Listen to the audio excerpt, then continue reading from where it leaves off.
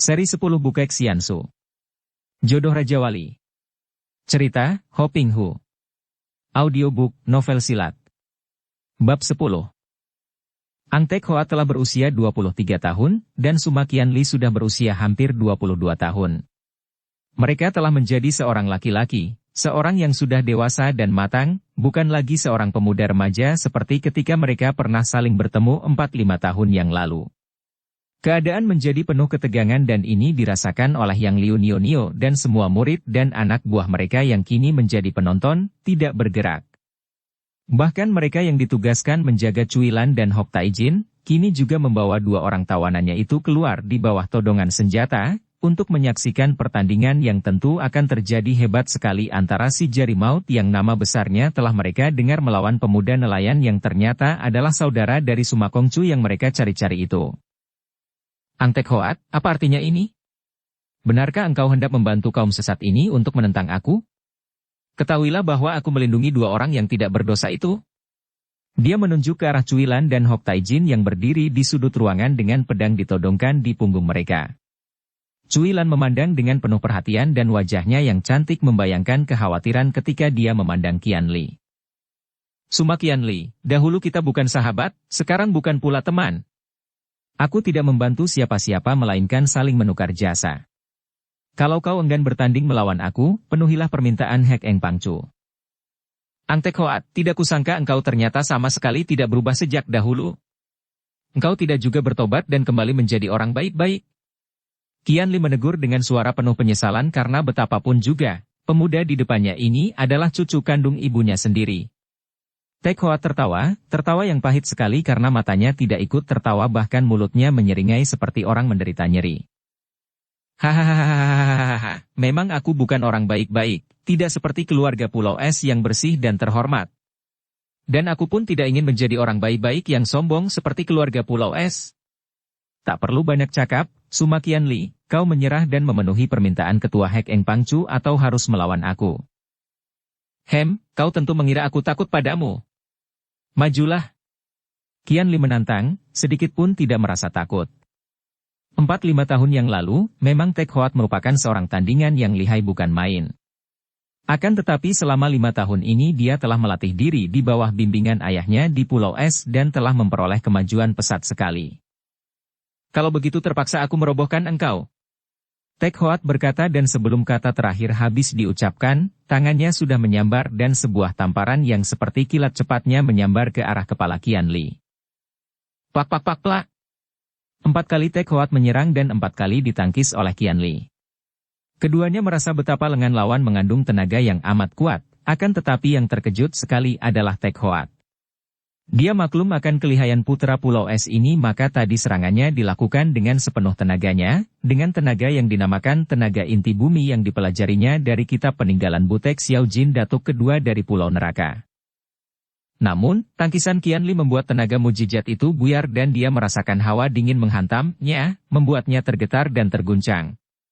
Akan tetapi, Tek Hoat dapat cepat mengusir hawa dingin itu dan dia kini telah menerjang dengan hebat dan dahsyat, mengeluarkan ilmu-ilmu simpanannya yang dahulu dipelajarinya dari kitab peninggalan Cui Beng Koaiong, Datuk pertama dari Pulau Neraka dan Butek Xiao Jin.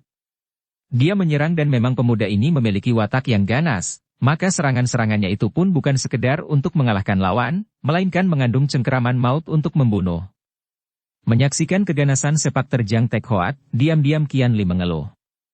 Pemuda ini benar-benar telah tersesat dan seperti seekor harimau yang haus darah, pikirnya. Tentu saja dia tidak mau melayani nafsu membunuh Tek Hoat ini dan dia lebih banyak melindungi dirinya dengan menangkis atau mengelak, kadang-kadang membalas dengan serangan yang hebat pula, namun serangannya selalu diperhitungkan agar jangan sampai membunuh orang. Dia tidak suka membunuh orang apalagi Ang Tek Hoat cucu ibu kandungnya sendiri, keponakannya sendiri. Dia ingin mengalahkan Tek Hoat tanpa membunuhnya. Dan inilah sebabnya mengapa pertandingan itu menjadi ramai dan seimbang. Kalau dibuat perbandingan, kedua orang pemuda ini sama-sama mewarisi ilmu-ilmu yang amat hebat dan tinggi, sukar dicari bandingnya di dunia ini. Hanya bedanya, sejak kecil Suma Qianli dibimbing oleh pendekar super sakti, ayahnya sendiri, maka tentu saja ilmunya lebih matang dan murni, Tidak seperti Ang Tek Hoat yang biarpun menemukan kitab-kitab yang mengandung ilmu-ilmu tinggi, namun dipelajarinya sendiri tanpa bimbingan langsung orang pandai. Maka ilmunya tidak lagi murni bercampur dengan ilmu-ilmu lain yang pernah dipelajarinya sebelum dia memperoleh kitab-kitab peninggalan dua orang datuk Pulau Neraka itu, baca cerita kisah sepasang Raja Wali. Maka, dalam kematangan ilmu, Qian Li masih lebih menang setingkat. Akan tetapi kemenangan setingkat ini tidak banyak artinya karena Qian Li tidak mau melakukan serangan yang mematikan sedangkan Tek Hoat yang maklum akan kehebatan lawan telah bertanding dengan nekat, baginya bukanlah merupakan pertandingan adu kepandaian, melainkan suatu perkelahian mengadu nyawa. Inilah yang membuat Qian Li kehilangan kemenangan tingkatnya dan pertandingan itu berjalan seimbang dan amat hebatnya. Angin pukulan yang didorong oleh tenaga sakti mereka terdengar bersuitan dan terasa oleh para anggota Hek Engpang yang berdiri jauh, membuat pakaian mereka berkibar dan kulit mereka nyeri, kadang-kadang terasa dingin sekali dan kadang-kadang juga terasa panas sekali. Hawa dingin dan panas ini timbul dari dua macam sinkang yang dipergunakan, yaitu Swat Im Sinkang dan Fiang Sinkang. Menghadapi dua macam sinkang yang saling bertentangan ini, diam-diam Tek Hoat mengakui bahwa dalam hal kekuatan sinkang, dia benar-benar kewalahan menghadapi lawannya. Dan hal ini bukan karena kalah tekun berlatih, melainkan selain kalah bimbingan juga kalah murni. Tek Hoat mengandalkan ilmu silatnya yang aneh, yang didapat dari peninggalan kitab dua orang datuk Pulau Neraka. Tiba-tiba dia berseru keras, suaranya melengking nyaring sekali sehingga ada 4 orang wanita anggota Hek Engpang yang kurang jauh berdirinya roboh terjungkal dan pingsan karena jantung mereka tergetar. Tubrukan Tek Hoat ini merupakan jurus serangan yang amat dahsyat, mula-mula tangan kirinya yang menyambar ubun-ubun lawan dengan membentuk cakar, akan tetapi dalam detik selanjutnya, tangan kanannya mencuat dari bawah dengan kiri itu menyambar ke arah ulu hati lawan dengan totokan 2 jari tangan. Keduanya adalah serangan maut yang dilakukan hampir bersamaan waktunya. Qian Li menghadapi cengkeraman ke arah ubun-ubun kepala itu dengan miringkan tubuh atas dan agak ditarik ke belakang, tangan kanannya menangkis, kemudian melihat tangan kanan lawan menotok ke arah ulu hatinya, dia cepat pula meloncat ke samping sambil menangkis dengan tangan kirinya. Hiat! Tiba-tiba tubuh Tek Hoat meluncur dengan kaki kanannya melakukan tendangan maut ke arah leher lawan. Tendangan ini cepat dan kuat sekali datangnya, tubuhnya mencelat ke udara dan dari atas kakinya meluncur ke arah lawan. Hait! Qian Li juga berteriak dan tubuhnya mencelat pula ke atas memapaki. Des! 2 pasang kaki yang sama kuatnya bertemu di udara dan keduanya terlempar ke atas lantai lagi. Qian Li berjungkir balik 3 kali dan Tek Hoat agak terhuyung, mukanya berubah pucat. Diam-diam Tek Hoat merasa menyesal mengapa dia tidak mempunyai lagi pedangnya yang diandalkannya, yaitu Cui Beng Kiam.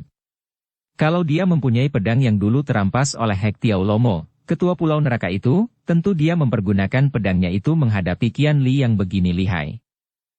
Pertandingan dilanjutkan, akan tetapi tetap saja mereka berimbang karena Qian Li tetap tidak mau menggunakan tenaga sepenuhnya atau pukulan yang mematikan. Hal inilah yang membuat panas hati Tek Hoat. Dia tahu bahwa pemuda Pulau Es itu tidak mengerahkan seluruh tenaga, bahkan beberapa kali terasa olehnya Qian Li sengaja mengurangi kecepatan dan tenaganya. Dia merasa penasaran dan marah sekali, karena dia merasa seperti dipandang ringan. Saking marahnya, Tek Hoat lalu mengambil keputusan untuk mengadu nyawa. Mereka telah bertanding lebih dari 100 jurus tanpa ada yang kalah, dan nenek ketua Hek Engpang sendiri sampai silau menyaksikan pertandingan itu dan merasa bahwa sebenarnya tingkat kepandaiannya kalah jauh oleh 2 orang pemuda perkasa itu. Sumakian Li manusia sombong. Bersiaplah untuk mampus, teriak Tek Hoat dan dia menyerang makin ganas. Melihat serangan ini, Qian Li cepat menghindarkan diri dengan mengelak dan menangkis, kemudian untuk menahan serbuan lawan, dia membalas dengan pukulan ke arah dada Tek Hoat. Dia maklum bahwa pukulan ini tentu membuat Tek Hoat mengelak atau menangkis sehingga dia akan dapat membalas dengan desakan pukulan-pukulan berantai. Akan tetapi alangkah kagetnya ketika Tek Hoat tidak mengelak maupun menangkis, melainkan menerima begitu saja pukulannya itu akan tetapi pada saat yang sama, kedua tangan Tek Hoat memukul ke arah paha dan lehernya. Qian Li yang terkejut itu mengeluarkan bunyi melengking yang amat nyaring, membuat 5 orang anggota Hek Engpang kembali terjungkal pingsan. Maklum bahwa tidak mungkin dia menghindarkan diri dari 2 pukulan sekaligus karena tangan kirinya sedang memukul dada Tek Hoat, Qian Li menggerakkan tangan kanan menangkis pukulan ke arah lehernya yang lebih berbahaya dan terpaksa membiarkan pahanya terpukul. Plak! Des! Dada Tek Hoat terkena dorongan tangan Qian Li dan pada saat yang sama, paha Qian Li terkena pukulan keras dari tangan kanan Tek Hoat.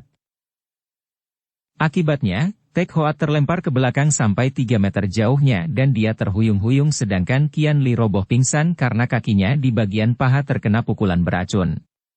Pukulan ini hebat sekali karena merupakan pukulan jari tangan Tek Hoat yang biasanya membunuh orang sehingga dia dijuluki si jari maut, yaitu pukulan yang disebut Toat Bengci, jari pencabut nyawa. Paha itu menjadi biru dan hawa pukulan beracun menyerang ke atas, membuat putra Pulau Es itu roboh pingsan. Tek Hoat memejamkan mata dan mengatur pernapasannya. Kalau saja tadi Qian Li tidak mengurangi tenaganya, tentu sudah putus nyawanya. Dia tahu akan hal ini dan menarik napas panjang lalu menyusut darah yang menetes dari ujung bibirnya. Kongcu. Cuilan yang ditodong pedang itu tidak peduli dan dia sudah lari menubruk tubuh Qian Li yang disangkanya mati, berlutut sambil menangis. Kemudian, melihat nenek yang Liu Nio dan Tek Hoat menghampiri, dia lalu bangkit berdiri dan dengan air mata bercucuran, dia menudingkan telunjuknya ke arah muka Tek Hoat. Engkau, pemuda tiada guna.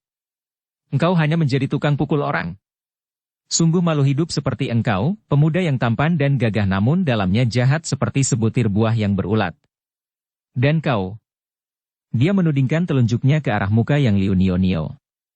Kau seorang wanita yang berhati busuk, dan engkau pengecut besar yang harus merasa malu karena beraninya hanya mengandalkan pengeroyokan saja. Diam, bocah lancang mulut. Seorang anak buah Hek Engpang yang tadi bertugas menjaga Cuilan kini sudah mengejar dan tangannya diayun keras. Plak! Pipi kiri Cuilan kena ditampar, kulit pipi yang halus putih itu menjadi merah sekali dan darah itu terhuyung ke belakang. Namun bibirnya tersenyum mengejek dan dengan keberanian luar biasa darah ini memandang mereka semua sambil berkata. Kalian boleh membunuh aku dan aku akan mati sebagai seorang terhormat tidak seperti kalian yang akan hidup sebagai manusia-manusia hina dan kotor. Bangsat, tutup mulut. Anggota Hek Engpang itu menjadi makin marah dan kini dia mengayun tangan, tidak menampar seperti tadi melainkan memukul ke arah mulut Cuilan dengan kuat. Krek! Aduh! Anggota Hek Engpang yang memukul itu menjerit dan memegangi tangan kanannya yang patah tulangnya ketika bertemu tadi dengan tangkisan tangan Tek Hoat. Apa artinya ini? Yang Liu Nio menegur dengan alis berkerut, memandang kepada Tek Hoat dengan heran dan penasaran. Dia memaki-maki kita, sudah sepatutnya dihajar. Siapa yang memaki? Apa yang dikatakannya itu benar belaka, kenapa kita mesti marah? Pangcu, janji kita hanya aku merobohkan Sumakian Li dan dia sudah roboh, aku tidak suka ditambah dengan penyiksaan atau pembunuhan orang. Dan sekarang juga engkau harus mengerahkan orang-orangmu untuk ikut dan membantuku. Di dalam suara Tek Hoat terkandung perintah yang mengancam. Nenek itu menelan kembali kemarahannya dan memberi isyarat kepada Kim Hai Niochu. Kau bawa mereka bertiga ke tempat tahanan. Pisahkan mereka dan pergunakan yang dua itu sebagai sandera agar pemuda ini tidak sampai lari. Kemudian setelah Qian Li yang masih pingsan itu digotong pergi, Cuilan dan Hok Taijin digiring meninggalkan ruangan itu. Hek Engpang Chu lalu mengumpulkan orang-orangnya dan akhirnya memilih 3 pasukan. Pasukan tanah yang dipimpin oleh Liong Li, pasukan kayu dan pasukan api, semua berjumlah 36 orang ditambah 3 orang kepala pasukan, mengiringkan dia sendiri dan Tek Hoat meninggalkan puncak Bukit Cemara. Kiranya Ang Tek Hoat telah mendengar, bahkan menerima undangan, bahwa Huai Kongcu Tang Hun, ketua dari Liong Simpang di puncak Naga Api, pegunungan Liu Iyangsan di dekat belokan Sungai Huangho, akan menikah dan calon istrinya itu adalah seorang putri dari Butan yang amat cantik jelita. Mendengar ini, jantung Tek Hoat berdebar keras, timbul kekhawatirannya karena dia menduga keras bahwa putri Butan yang cantik jelita itu sudah pasti adalah Shanti Dewi. Kalau tidak, siapa lagi? Memang banyak wanita muda, putri-putri Butan yang cantik jelita, akan tetapi putri-putri itu tidak akan meninggalkan istana Butan. Kemungkinan satu-satunya hanyalah Shanti Dewi yang entah mengapa dan bagaimana telah sampai di tempat itu dan agaknya ditawan Liong Simpang. Tek Hoat maklum akan kekuatan Liong Simpang, dan kalau hanya sendirian saja tidak mungkin dia akan dapat menolong Putri Butan itu, maka dia lalu mengundang Ketua Hek Engpang dengan maksud untuk minta bantuan mereka. Kebetulan sekali dia melihat Suma Qianli dan ketika Ketua Hek Engpang dan anak buahnya tidak mampu mengalahkan Qianli, timbul akalnya untuk memaksa mereka membantunya. Akan tetapi, sungguh tidak disangkanya, melawan Qianli hampir saja dia celaka dan biarpun akhirnya dia bisa merobohkan putra Pulau Es itu, dia sendiri juga menderita luka yang cukup parah dan dalam keadaan seperti itu, tentu saja amat berbahaya kalau dia bertemu dengan lawan tangguh. Untungnya dia kini dibantu oleh pasukan-pasukan Hek Engpang dan ketua mereka. Seluruh perkampungan Liong Simpang dihias dengan meriah, mulai dari pintu gerbang tembok yang seperti benteng itu, sampai menara yang berdiri di luar tembok sebagai tempat jaga, sampai di sepanjang saluran air yang mengelilingi tembok benteng. Suasana perkampungan Liong Simpang yang seperti benteng dan biasanya muram dan menyeramkan itu kini nampak meriah, tanda bahwa orang-orang yang menjadi penghuni sedang bersenang-senang dan bersukaria. Dan memang hari itu merupakan hari gembira, untuk menyambut para tamu karena malam itu merupakan malam Midodareni, yaitu menyambut hari pernikahan sang ketua Liong Simpang yang akan dilangsungkan besok pagi. Sejak pagi hari dari tadi para tamu sudah membanjiri tempat itu dan mereka itu harus melalui satu-satunya jembatan yang menuju ke pintu gerbang tembok benteng karena jalan lain tidak ada lagi untuk memasuki benteng perkampungan Liong Simpang yang dikelilingi saluran air lebar itu. Para penjaga dengan ketat melakukan penjagaan dan pengawasan di pintu gerbang sehingga tidak ada orang luar dapat menyelundup masuk dan para tamu itu membawa undangan sebagai tanda pengenal. Menjelang senja rombongan pemain opera yang memang dipesan oleh Liong Simpang, menyeberang jembatan itu menuju ke pintu gerbang. Mereka terdiri dari 7 orang wanita dan belasan orang pria, sebagian pemain dan ada pula yang sebagai penabuh musik. Para penjaga yang memeriksa semua orang yang masuk, memperhatikan para pemain opera ini dengan sikap ceriwis, cengar-cengir dan tersenyum-senyum penuh aksi karena 7 orang wanita anggota rombongan itu memang cantik-cantik. Terutama sekali seorang di antara mereka, yang termuda dan memakai pakaian berwarna ungu, bukan main cantiknya. Cantik jelita dan manis sekali, dengan gayanya yang manja dan memikat, lenggangnya yang berliuk-liuk seperti lemasnya batang pohon yang liu tertiup angin, kedua lengannya agak melengkung seperti gendewa itu bergerak seperti orang menari kalau dia melenggang. Dan senyum yang manisnya membuat semua penjaga mabuk kepayang itu tak pernah meninggalkan belahan bibir yang membuat orang ingin menjadi buah anggur agar dikecup oleh bibir itu.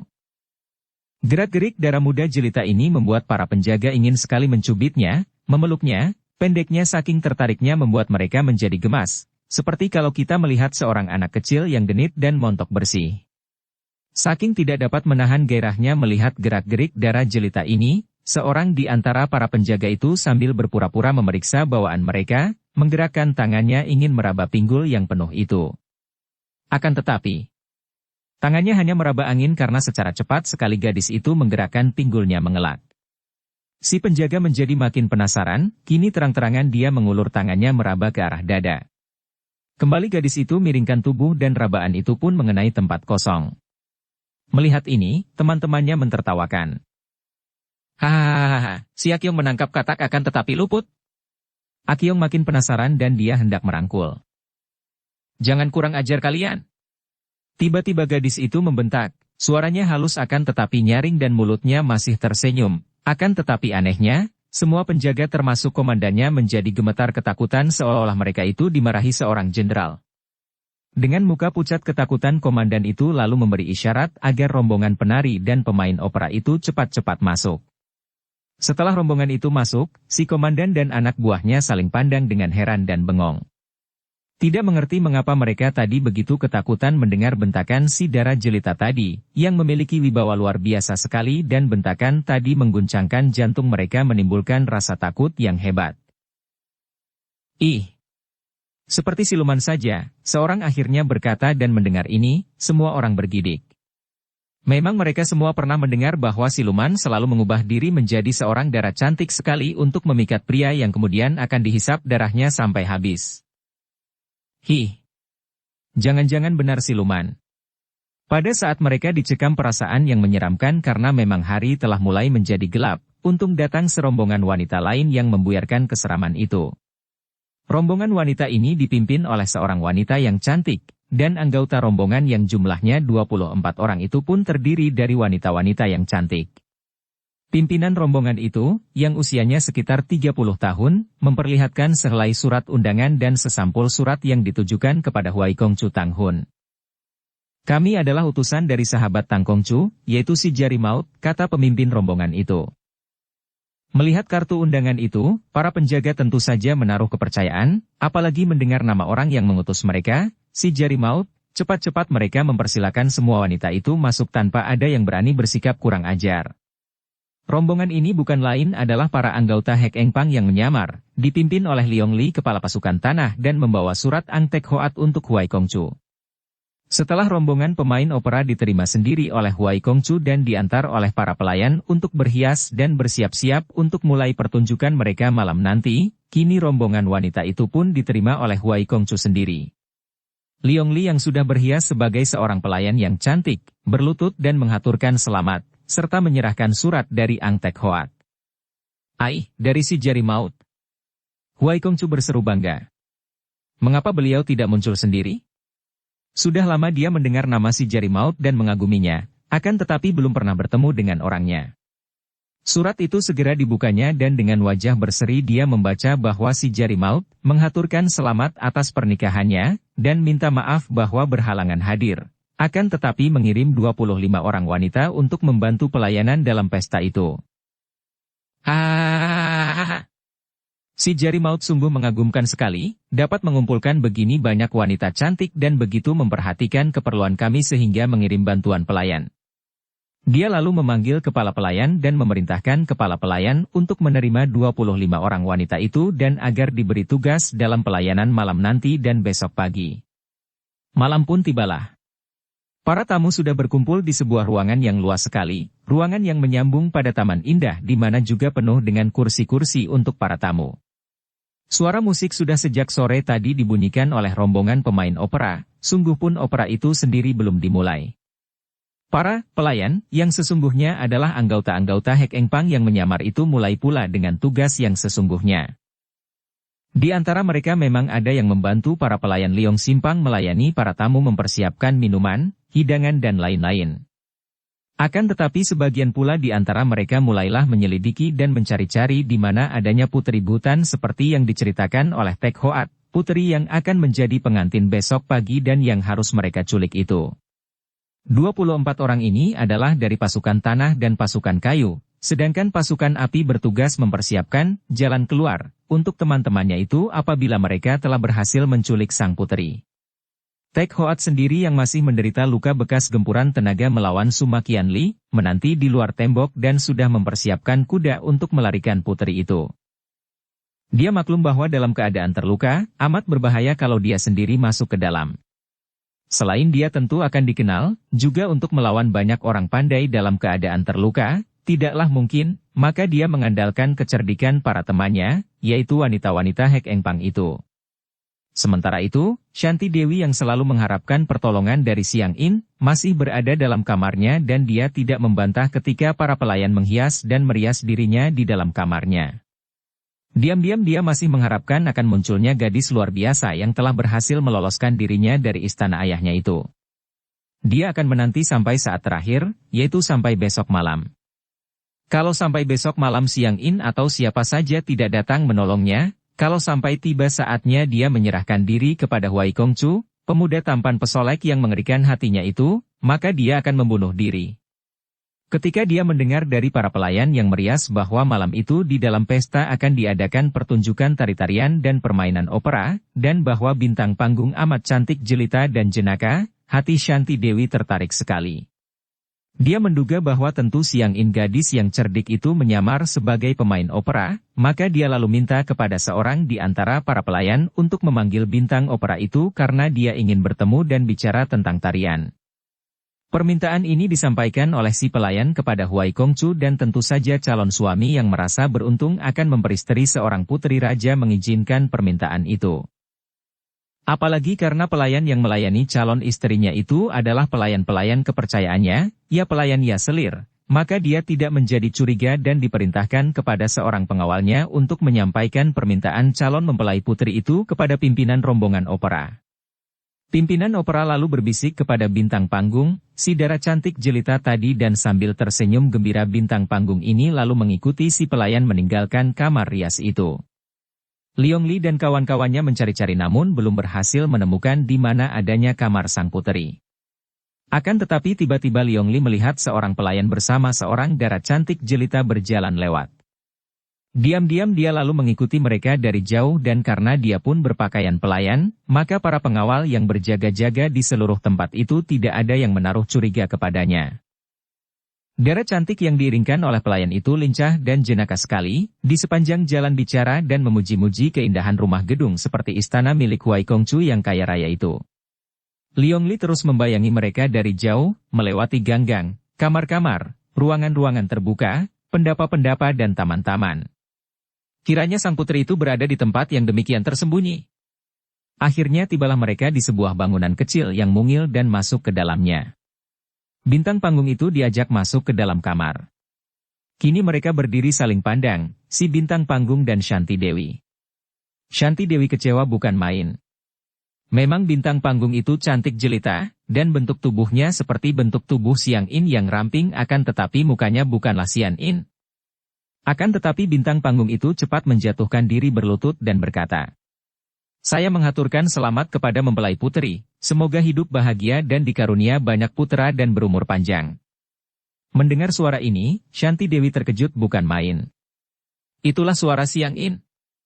Dia dapat menenangkan hatinya dan berkata, "Terima kasih." Lalu putri itu menoleh kepada para pelayannya yang jumlahnya 5 orang itu, berkata, "Harap kalian keluar dari kamar dulu, aku ingin bicara seenaknya dengan seniwati ini. Kalian tunggu saja panggilanku dan menanti di luar." Para pelayan itu saling pandang, tersenyum dan segera mengundurkan diri. Mereka mendapat pesan yang amat keras dari majikan mereka agar melayani sang putri sebaiknya dan agar memenuhi semua permintaannya. Tentu saja permintaan untuk berduaan dengan bintang panggung yang cantik itu tidak menimbulkan kecurigaan hati mereka, dan mereka pun mundur dan keluar dari dalam kamar itu. Setelah yakin bahwa mereka hanya berdua, Shanti Dewi memandang tajam wajah cantik itu dan bertanya, "Siapakah engkau?" Bintang panggung itu tersenyum lebar. "Enci, apakah engkau lupa akan suaraku?" "Ah, Siang In." Shanti Dewi lalu maju merangkul dan mereka berangkulan sejenak, 2 titik air mata turun dari mata Shanti Dewi yang merasa girang bukan main itu. "Kukira engkau takkan muncul lagi, adikku. Hampir lenyap harapanku." "Jangan khawatir, Enci. Aku pasti akan berusaha menolongmu keluar dari sini sedapatku. Akan tetapi, banyak orang pandai di sini, kita harus berhati-hati dan Enci bersikap wajar saja. Aku melihat keanehan di sini." Pelayan-pelayan bantuan itu, demikian banyaknya, katanya mereka itu adalah utusan dari si Jari Maut. Ah! Muka Shanti Dewi menjadi pucat mendengar nama julukan ini. "Dia?" Siang In mengangguk. "Akan tetapi aku masih curiga. Sikap mereka mencurigakan sekali. Akan tetapi, mungkin mereka ini akan dapat membantu kita, memudahkan aku membawamu keluar dari sini, Enci Shanti Dewi. Kau tinggallah di sini, bersikaplah tenang dan wajar dan percayalah kepadaku." Shanti Dewi merangkul dan mencium pipi Dara itu, lalu menatap wajah itu dengan penuh keheranan. "Bagaimana mukamu bisa begini berubah sama sekali?"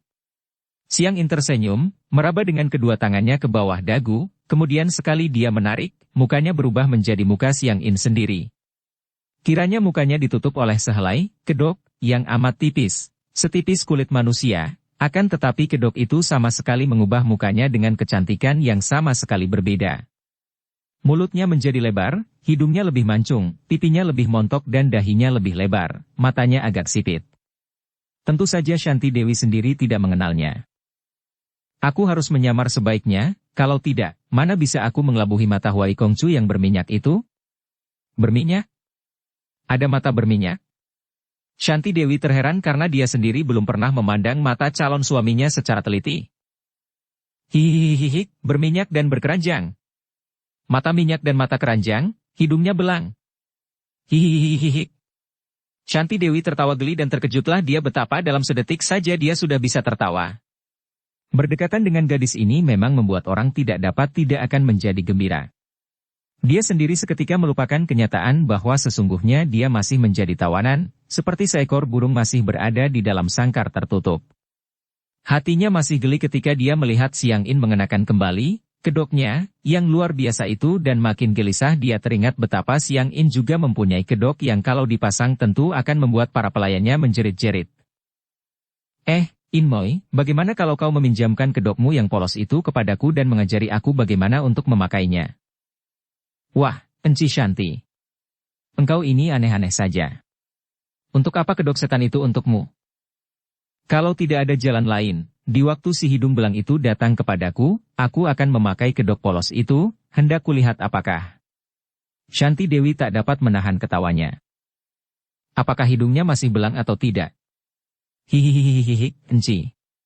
Tentu akan lucu sekali dan ingin memang aku melihat bagaimana dia akan lari tunggang langgang melihat istrinya bermuka polos seperti itu, hihihihihihi. Akan tetapi berbahaya sekali Enci.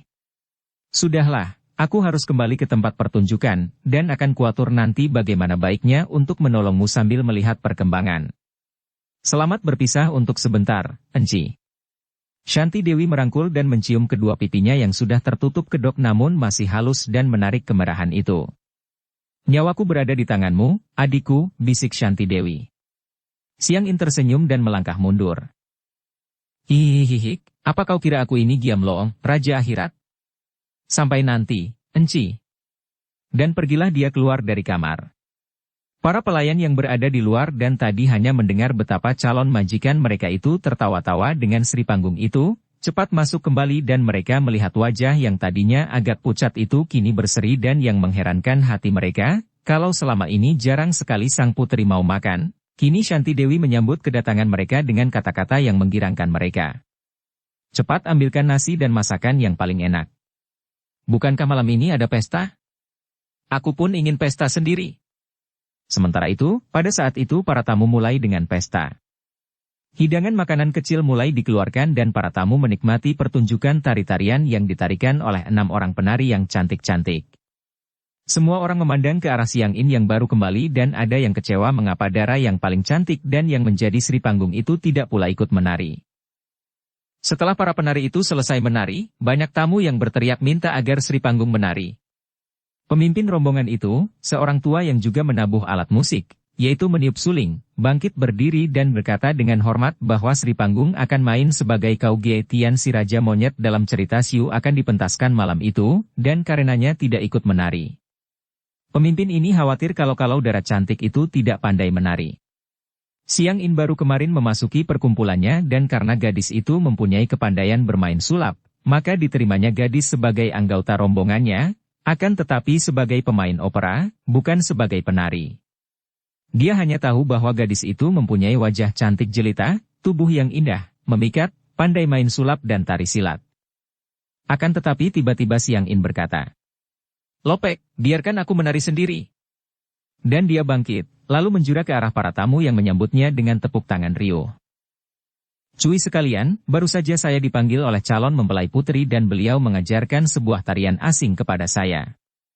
Maka saya akan mencoba tarian itu untuk dinikmati oleh Cui sekalian, sebagai persembahan dari mempelai putri. Semua orang bersorak gembira dan Huai Kongcu juga mengangguk-angguk dengan gembira dan bangga. Xiang In lalu mulai bernyanyi dengan suaranya yang merdu dan halus, dan mulai pula tubuhnya bergerak-gerak menari. Para penabuh musik dari rombongan itu baiknya adalah ahli-ahli yang sudah berpengalaman puluhan tahun, maka ketika mereka mendengar nyanyian yang asing itu, biarpun tidak dapat mengikuti lagu itu seluruhnya, setidaknya mereka dapat memperdengarkan irama untuk membayangi nyanyian dan tarian itu, perlahan-lahan sehingga dengan iringan yang sayup sampai ini, suara nyanyian itu menjadi makin jelas dan gerak tarian itu makin menonjol. Itulah nyanyian dan tarian yang dipelajari oleh Xiang In di dalam hutan dari Shanti Dewi. Memang indah sekali. Baik nyanyiannya maupun tariannya, dan lebih-lebih suaranya dan gerakannya. Memang harus ada perpaduan antara lagu dan yang menyanyikannya, juga antara tarian dan yang menarikannya.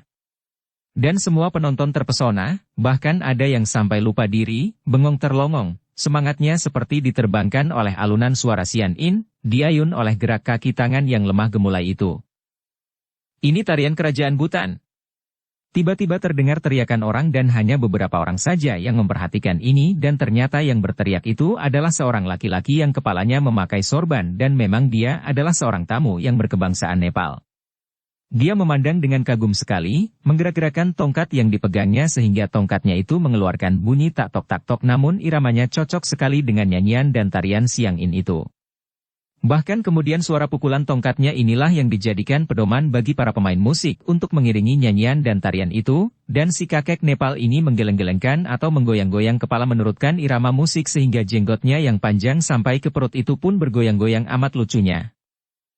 Setelah Siang In menyelesaikan nyanyian dan tariannya, tepuk tangan meledak di ruangan itu dan semua anggota opera itu pun bertepuk tangan memuji, terutama kakek pemimpin yang merasa girang. Seolah-olah dia telah memperoleh mutiara yang tak ternilai harganya. Tentu rombongannya kini akan terkenal dan laris dengan adanya Sri Panggung ini, pikirnya.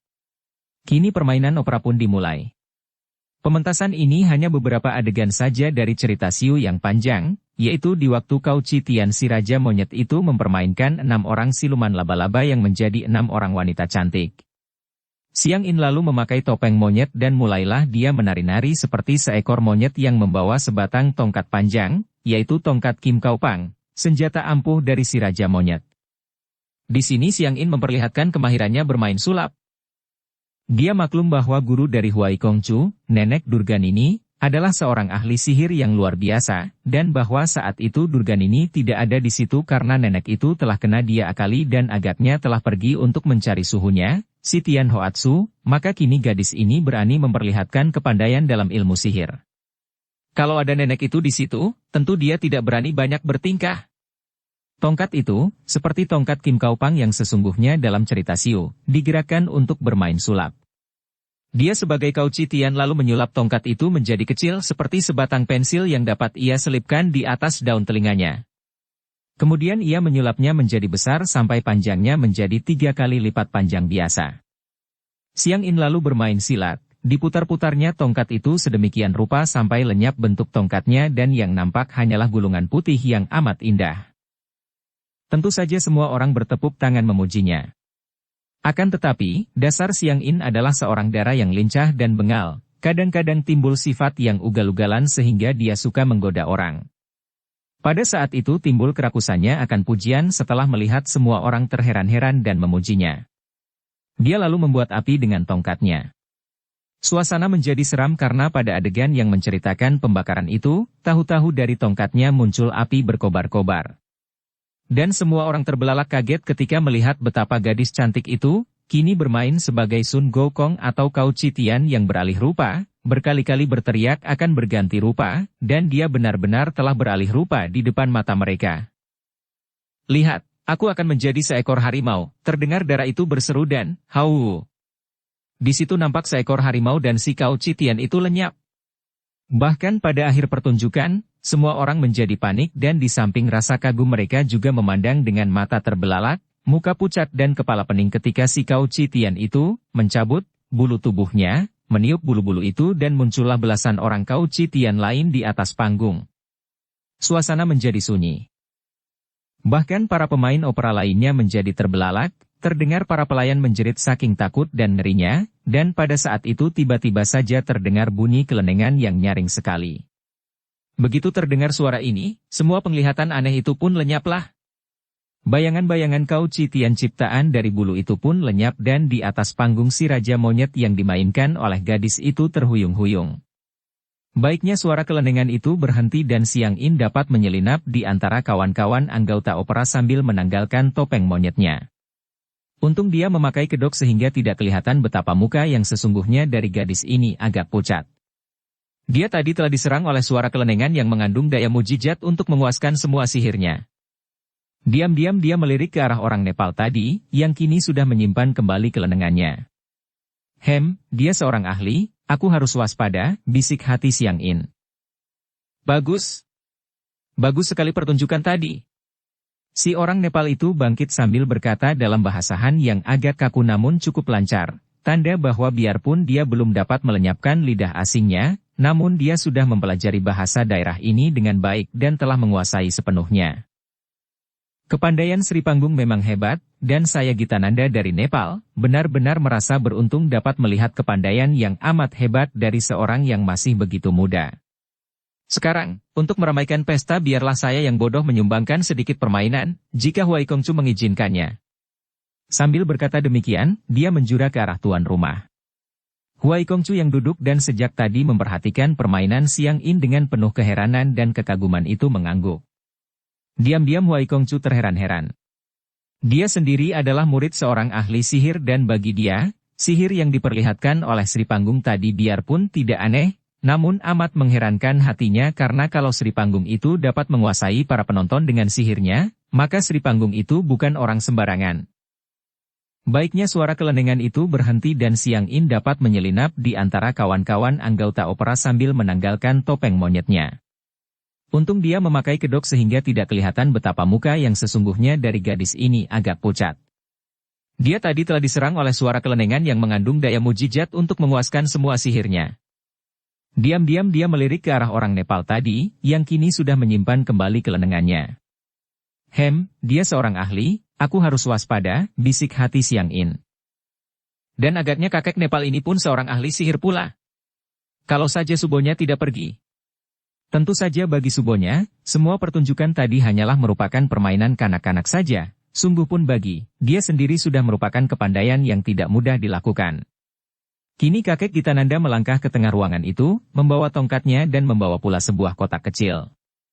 Setelah mengangguk ke empat penjuru seperti lagak seorang ahli sulap sedang berdemonstrasi, dia lalu melemparkan kotak itu ke atas, lalu tongkatnya diacungkan ke atas menyambar kotak itu yang disangganya dan dibawanya berkeliling.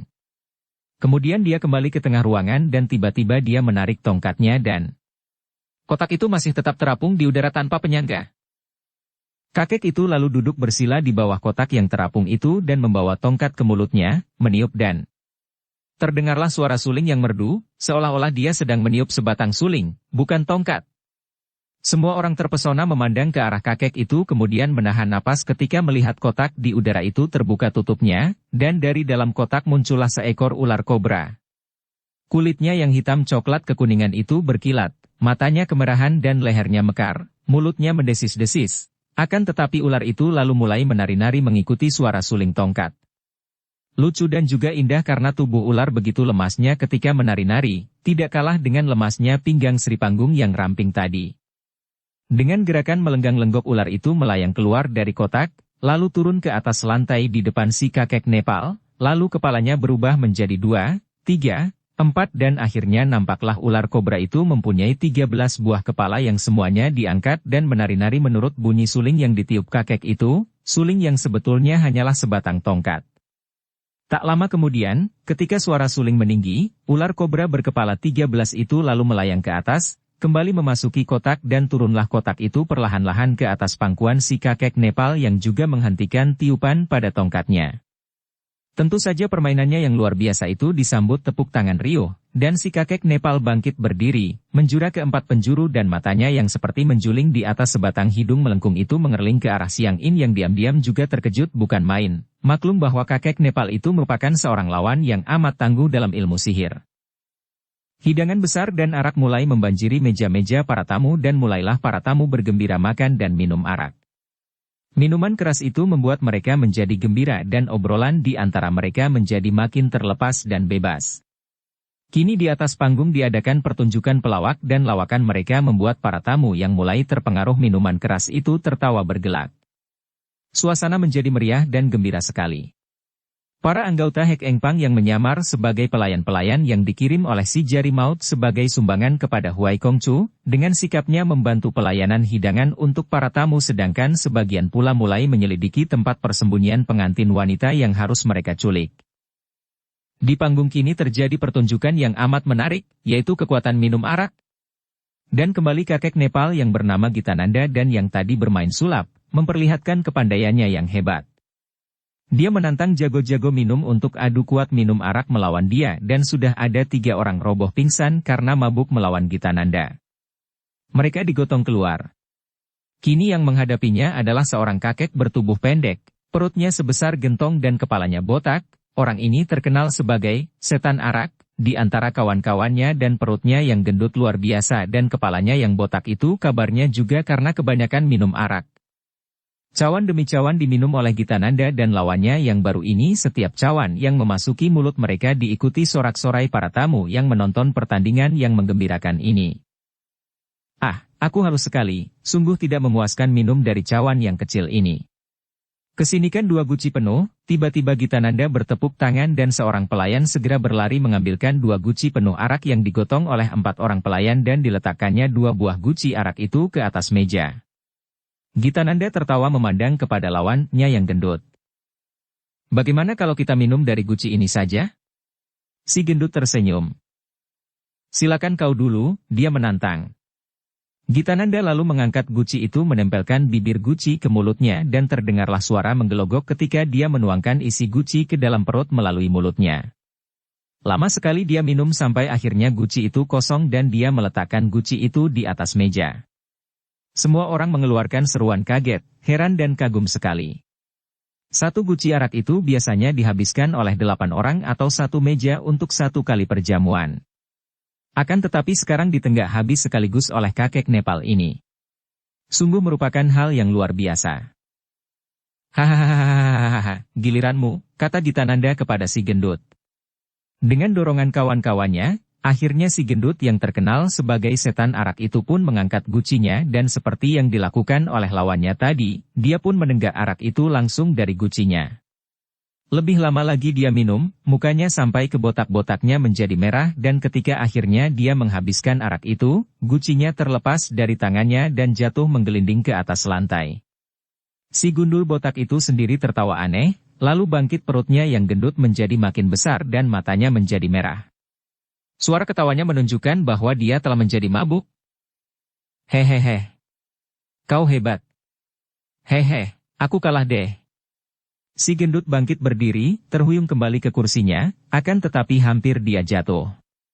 Untuk menahan tubuhnya, tangannya diulur untuk meraih pinggang seorang dayang atau seorang pelayan wanita yang sedang lewat membawa baki. Akan tetapi pelayan itu, yang bukan lain adalah seorang anggota Hek Eng Pang, dengan mudah mengelak dengan menggerakkan pinggul dan miringkan tubuh. Tentu saja karena raihan tangannya dielakkan, tubuh si gendut mendoyong ke depan. Akan tetapi ternyata setan arak ini bukan hanya kuat minum arak, melainkan juga pandai ilmu silat dan biarpun dia mabuk sekali, dalam keadaan mendoyong hampir jatuh itu kedua tangannya dapat bergerak cepat ke samping untuk merangkul. Sekali ini rangkulannya ditujukan kepada buah pinggul yang menonjol besar itu. Semua tamu tertawa menyaksikan ini. Akan tetapi dengan gerakan lincah, si pelayan itu kembali mengelak. Masakan yang berada di dalam mangkok di atas bakinya sama sekali tidak tumpah, dan sekali ini si gendut tidak dapat mencegah lagi tubuhnya yang limbung. Dia jatuh. Kembali semua orang menertawakannya. Si gendut yang merasa malu karena ditertawakan menjadi marah kepada pelayan itu. Begitu dia terguling, kakinya mencuat untuk menyerampang kaki si pelayan agar jatuh bersama dia. Akan tetapi kembali dia keliru karena pelayan itu meloncat dan kembali dapat menghindarkan diri, terus menyelinap pergi. Para tamu bertepuk tangan memuji kelincahan pelayan wanita itu. Sementara itu, Hak Im Chu, seorang tosu tinggi kurus yang wajahnya bengis, yang amat tinggi ilmu silatnya dan terkenal sebagai seorang ahli ginkang dan yang menjadi seorang di antara pembantu-pembantu utama Huai Kongcu, diam-diam menjaga keamanan bersama 2 orang temannya untuk menjamin keselamatan Huai Kongcu dan Liong Simpang. Mereka adalah 3 orang dan sesungguhnya mereka itu bukan anggota Liong Simpang, melainkan tamu-tamu, juga mereka bertiga merupakan sahabat-sahabat dan pembantu-pembantu utama. Di samping Tosu Hak Im Chu ini, masih ada 2 orang lain yang tidak kalah lihainya. Yang pertama adalah Ban Kin Kui Kuan Okey, yang sebaya dengan Hak Im Chu, berusia kurang lebih 60 tahun. Berbeda dengan Hak Im Chu yang tinggi kurus dan ahli ginkang, Kuan Okey ini, sesuai dengan julukannya, yaitu Ban Kin Kui, setan bertenaga selaksakati, bertubuh tinggi besar, bermuka hitam dan tenaganya sekuat gajah. Adapun yang kedua atau orang ketiga di antara 3 sekawan ini adalah Hai Liong Ong Chiok Gutu, juga usianya kurang lebih 60 tahun, tubuhnya gemuk pendek dan kepalanya gundul akan tetapi dia bukan seorang pendeta, melainkan seorang bekas bajak tunggal yang amat terkenal karena selain ahli bermain di air juga dia seorang ahli luekeh yang memiliki tenaga dalam kuat sekali. Memang tadinya tiga orang ini bukan merupakan sahabat-sahabat. Akan tetapi, ketiganya diundang oleh Huai Kongcu dan menjadi pembantu utama, tentu saja mereka menjadi sahabat yang memiliki keahlian berbeda-beda. Di dalam cerita kisah sepasang Raja Wali, tiga orang lihai ini pernah muncul di telaga sungai, ketika terjadi perebutan anak ular naga di telaga tersebut dan biarpun tiga orang ini lihai sekali, namun karena di telaga itu berkumpul banyak sekali orang-orang pandai, mereka tidak berhasil mendapatkan anak naga itu. Demikianlah keadaan singkat tiga orang pembantu utama Huai Kongcu yang kini telah berada di tempat pesta itu. Sejak semula, mereka sudah agak curiga ketika mendengar bahwa si Jari Maut mengirim sumbangan berupa wanita-wanita pelayan yang cantik-cantik itu, maka diam-diam mereka, terutama sekali Tosu Hek Im Chu, memasang mata dan mencurahkan perhatian kepada para pelayan itu. Peristiwa yang terjadi ketika seorang pelayan hendak dirangkul setan arak yang gendut, melihat cara pelayan itu menghindarkan diri, membuat Hak Im Chu menjadi makin curiga.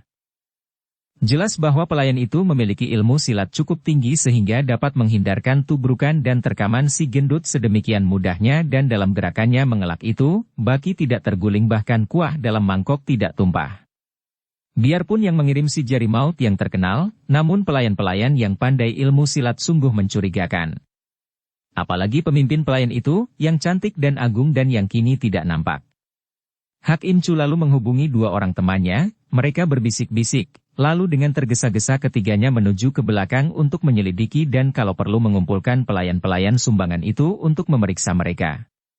Akan tetapi pada saat itu, terdengar suara trompet dan canang dipukul gencar. Itulah tanda bahaya dan tak lama kemudian terdengarlah teriakan-teriakan bahwa pengantin putri diculik orang. Gegerlah keadaan dalam pesta itu ketika suara berisik ini terdengar dan mereka mendengar bahwa pengantin putri diculik orang. Keributan ini disusul oleh keributan lain yang lebih meributkan ketika para pelayan wanita itu, dengan menggunakan batu yang memang sudah mereka persiapkan sebelumnya, ada pula yang menggunakan mangkok piring menyambit ke arah lampu-lampu di seluruh tempat sehingga lampu-lampu itu pecah dan padam. Keadaan menjadi gelap gulita dan tentu saja para tamu menjadi panik, kecuali mereka yang berkepandaian tinggi, karena mereka ini maklum bahwa terjadi hal hebat dan cepat mereka menggunakan kepandaian untuk bersiap-siap turun tangan membantu pihak tuan rumah. Tentu saja Siang In juga terkejut bukan main. Dia sama sekali tidak mengira bahwa akan terjadi hal seperti itu. Ketika teman-temannya para penari menjerit dan berkumpul menjadi satu dalam keadaan ketakutan, dia sendiri cepat meloncat dan menyelinap di antara orang-orang yang sedang panik. Melihat para pelayan wanita menyambiti lampu-lampu dengan ketepatan seorang ahli, dia memaki kebodohan sendiri yang tidak menduga bahwa pelayan-pelayan wanita itu ternyata adalah orang-orang yang mempunyai niat sama dengan dia yaitu menculik sang putri. Dia berlari terus menuju ke tempat tinggal Shanti Dewi dan benar saja, tepat seperti yang dikhawatirkannya, sang putri telah lenyap dan di situ terdapat Huai Kongcu dan para pembantunya. Huai Kongcu marah-marah dan memaki-maki para pengawalnya yang dikatakannya tolol. Kejar! Isteriku harus dapat dirampas kembali, teriaknya marah-marah dan dari tempat persembunyiannya, Siang In melihat betapa Tosu tinggi kurus, raksasa tinggi besar muka hitam, dan si gemuk pendek berkepala gundul itu berkelebat dengan kecepatan yang mengejutkan, melakukan pencarian atau pengejaran tanpa mengeluarkan kata-kata apapun. Dia terkejut. Kiranya Huai Kongcu dibantu orang-orang pandai. Namun toh Shanti Dewi dapat diculik orang. Hal ini menunjukkan betapa lihainya si penculik yang agaknya dibantu oleh para pelayan wanita. Dia meninggalkan tempat sembunyinya untuk melakukan pengejaran pula. Dia harus mendapatkan Shanti Dewi karena agaknya terjatuh ke tangan siapapun juga, kecuali ke tangannya, tentu putri Butan itu akan celaka. Ketika dia keluar, ternyata di sana-sini telah terjadi pertempuran-pertempuran hebat antara wanita-wanita pelayan dan para pengawal dan anak buah Huai Kongcu. Kini jelaslah sudah bahwa pelayan-pelayan wanita itu adalah serombongan orang yang menyamar untuk menculik sang putri. Dan ternyata mereka itu terdiri dari orang-orang lihai, sama sekali bukan lawan para pengawal Huai Kongcu atau anggota-anggota Liong Simpang biasa saja. Hanya 3 orang lihai tadi yang dapat mengatasi mereka dan mulailah ada beberapa orang wanita pelayan roboh dan selebihnya lalu melarikan diri, dikejar oleh 3 orang itu dan para anak buah Liong Simpang. Tamu-tamu makin panik dan sebagian besar menyelamatkan diri dengan sembunyi di balik semak-semak atau pohon-pohon di dalam taman. Ada pula yang begitu saja memasuki kamar-kamar, tidak peduli kamar siapa, dan ada pula yang menyelinap ke dalam dapur, tidak peduli pakaian dan mukanya penuh hangus. Hanya yang berkepandaian saja membantu para anggota Liong Simpang melakukan pengejaran kepada rombongan wanita pelayan yang ternyata merupakan gerombolan penculik itu. Ternyata orang-orang Hek Engpang amat cerdik dan sebelum mereka melakukan penculikan, sebagian di antara mereka telah mengatur jalan lari untuk kawan-kawannya. Kini, mereka mengikuti jalan yang mereka buat, dan dipimpin oleh Hek Engpang Chu sendiri, yaitu Yang Liu Nio Nio. Mereka berserabutan memasuki taman melalui jalan yang sudah direncanakan semula. Penculik-penculik hina, hendak lari kemana kalian? Hak Im Chu mengejar dan paling cepat larinya Tosu ini karena dia memang seorang ahli ginkang yang hebat. Liong Li, bawa dia ini. Yang Liu Nio Nio berteriak dan melemparkan tubuh Shanti Dewi yang sudah ditotoknya itu ke arah muridnya itu. Liong Li menyambut tubuh itu dan terus melarikan diri, sedangkan Yang Liu Nio Nio menyambut serangan pedang Hak Im Chu dengan ranting Yang Liu yang tadi dipegangnya. Sing! Tra! Pedang itu tertahan oleh ranting dan keduanya lalu bertempur seru. Sementara itu, para pengawal yang melihat pengantin wanita dilarikan seorang pelayan dan belasan pelayan lain, cepat mengejar. Liong Li lari bersama teman-temannya, meloncati jalan di antara semak-semak. Para pengawal atau anak buah Liong Simpang mengejar. Blar! Terjadi ledakan keras dan 4 orang anak buah Liong Simpang terlempar ke sana-sini oleh ledakan itu. Kiranya di situ sudah dipasang jebakan semacam ranjau oleh orang-orang Hek Engpang yang tadi meloncati tempat itu. Anak buah Liong Simpang yang tidak tahu tentu saja berlari biasa dan menginjak ranjau itu. Bersama bunyi ledakan, Yang Liu Nio Nio diikuti oleh beberapa orang anak buahnya juga lari karena Ban Kin Kui Kuan Oke dan Hai Liong Ong Chiok Gutu telah tiba di situ. Melihat adanya 3 orang yang amat lihai ini, Yang Liu Nio Nio mengajak anak buahnya lari dan mereka menyelinap di semak-semak belukar di luar taman. Keparat jangan lari! Hak Im Chu memaki dan mengejar, akan tetapi tiba-tiba semak-semak itu terbakar dan nyalanya demikian besar karena ternyata semak-semak itu telah disiram minyak. Terpaksa 3 orang lihai ini tidak berani menerjang api dan mengambil jalan memutar. Mereka melihat wanita tua cantik memegang ranting itu bersama 5 orang wanita pelayan lain menyeberangi jembatan di luar taman. Bersambung ke bab 11. Dukung kami dengan subscribe, follow, like, komen dan share. Terima kasih.